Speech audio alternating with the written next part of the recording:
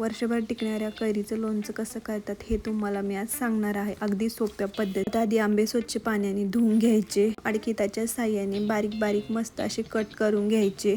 नंतर त्याच्या साह्याने कापल्यामुळे तो लोखंडाचा असतो ते खराब होते, म्हणजे ते पुसून काढायचे. हळद आणि जाड मीठ टाकून मस्त मिक्स करून घ्यायचं. नंतर एका फडक्यामध्ये थोडं बांधून घ्यायचं. टपामध्ये चाळण पालथी घालायची आणि त्यामध्ये रात्रभर ठेवायचं. आंबटपणा निघून जातो. मग सकाळच्या पहारी मस्त थोडं त्याला ऊन देऊन घ्यायचं. मग उन्हामध्ये मस्त पसरून दिलं होतं आणि त्याला एक एक फोड लोणच्याची अशी सुट्टी सुट्टी करून टाकायची. ऊन पण खूप होतं आणि एक एक फोड सुट्टी करून टाकायला पण वेळ जातो. असं अगदी सोप्या पद्धतीने करायचं. आणि बाज थोडी तिकडं सरकून घेतली, कारण की तिथं नंतर सावली येईल म्हणून.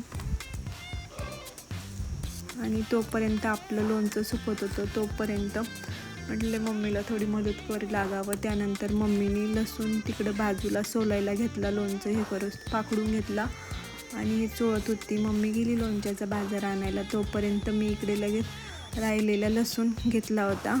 हाताला तेल लावून मस्त सोलून घ्यायचा. लसूण सोलायला खूप वेळ जातो.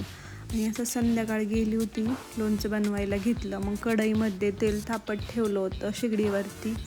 तोपर्यंत मिक्सरच्या भांड्यामध्ये हिंगाचा खडा बारीक करून घेतला होता. बडीशेपा छटाक या मिक्सरच्या भांड्यामध्ये थोड्याशा नॉर्मल बारीक करून घ्यायच्या. खूप बारीक पण नाही करून घ्यायच्या, नॉर्मलच करायच्या, कारण त्याला चव येते मस्त.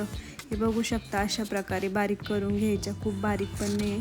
आणि कढईमध्ये तेल तापलं होतं आपलं इकडं.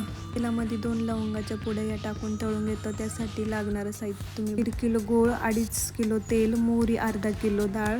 मसाल्याच्या पुड्या या लोणच्यामध्ये टाकून घ्यायच्या. त्यानंतर मोहरीची डाळ ती पण त्यामध्ये टाकून घ्यायची.